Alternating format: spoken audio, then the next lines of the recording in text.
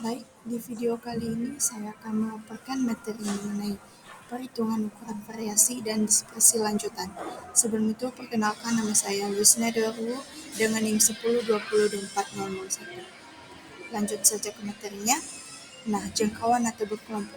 Jangkauan atau ukuran jarak adalah selisih nilai terbesar data dengan nilai terkecil data. Ukuran penyebaran yang paling sederhana adalah jangkauan atau range.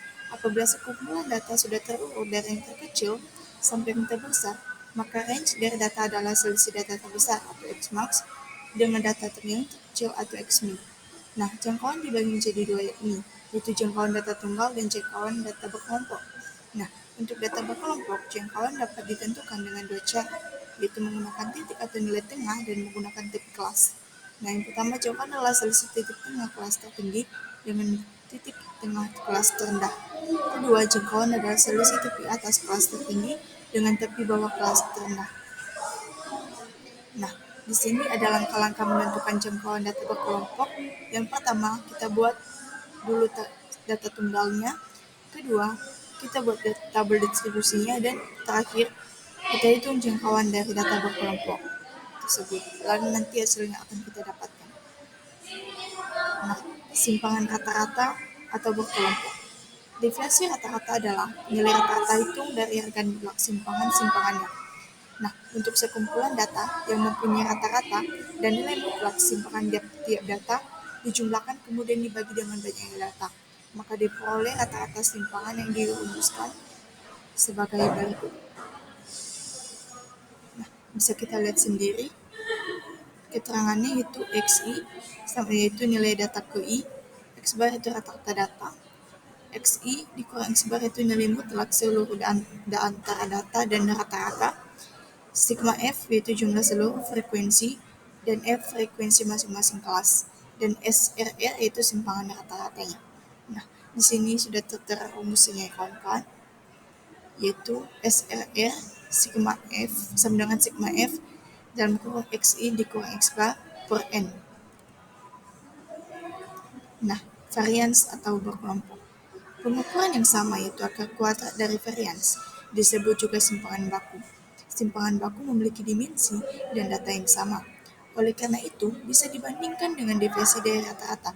Varians adalah salah satu penanda dari sebuah distribusi peluang.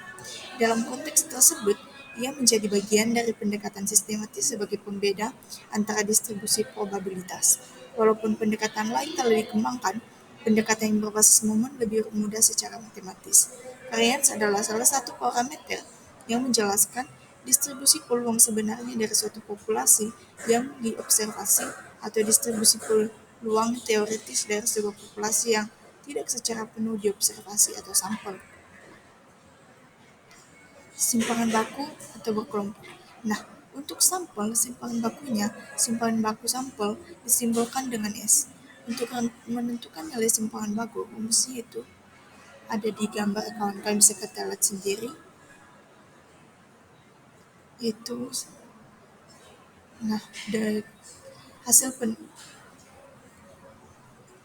nah, di sini ada keterangannya yaitu XI, yaitu nilai data ke I, X bar itu rata-rata data, XI dikurang X bar itu nilai mutlak selisih antara data dan rata-rata, sigma F yaitu jumlah seluruh frekuensi, F yaitu frekuensi masing-masing kelas, kedua yaitu varians populasi data berkelompok, dan S yaitu varians sampel data berkelompok.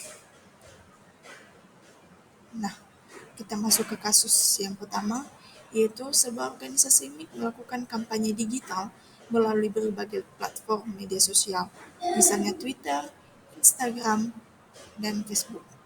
Mereka mengumpulkan data mengenai jumlah engagement, likes, komentar, dan share yang diterima oleh setiap postingan selama periode kampanye.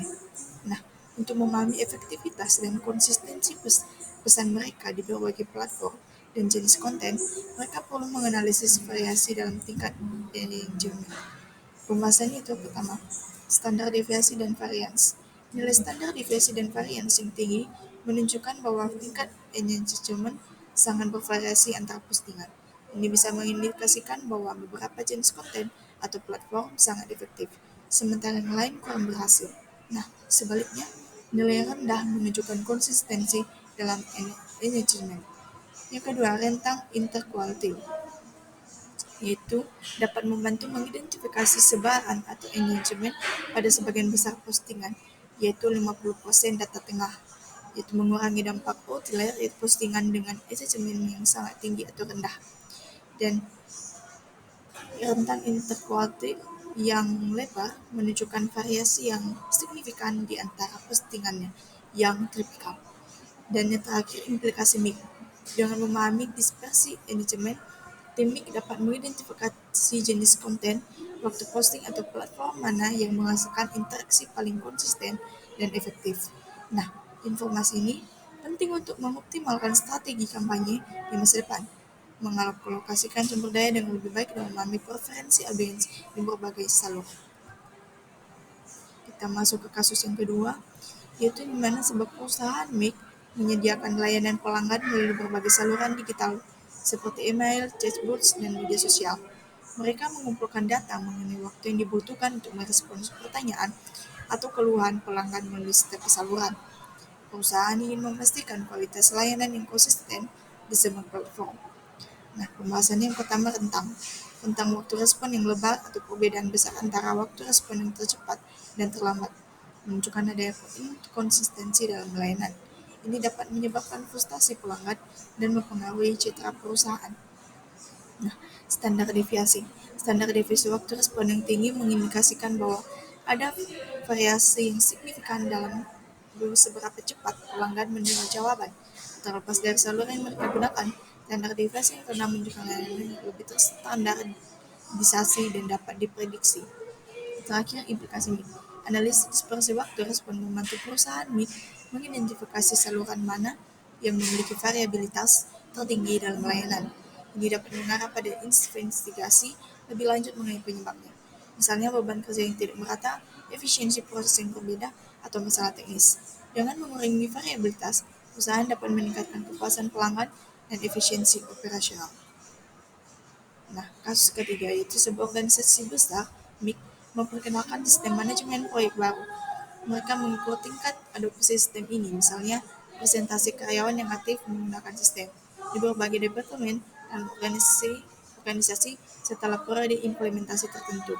Nah, organisasi ingin memahami apakah adopsi yang teknologi merata di seluruh departemen. Pembahasannya itu koefisien variasi. CV sangat berguna di sini karena menginginkan perbandingan variabilitas antar kelompok data dengan rata-rata yang berbeda.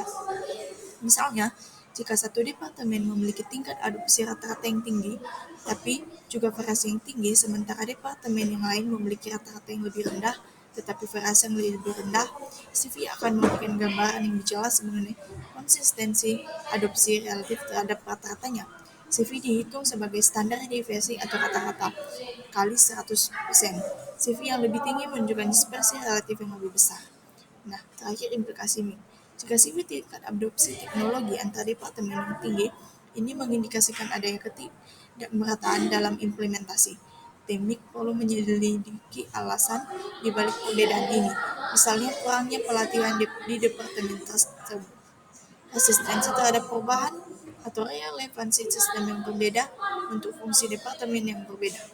Berdasarkan analisis dispersi, strategi intervensi yang ditargetkan dapat dikembangkan untuk meningkatkan adopsi di departemen dengan tingkat penggunaan yang lebih rendah atau lebih bervariasi. Baik, sekian pemaparan materi dari saya. Saya ucapkan terima kasih.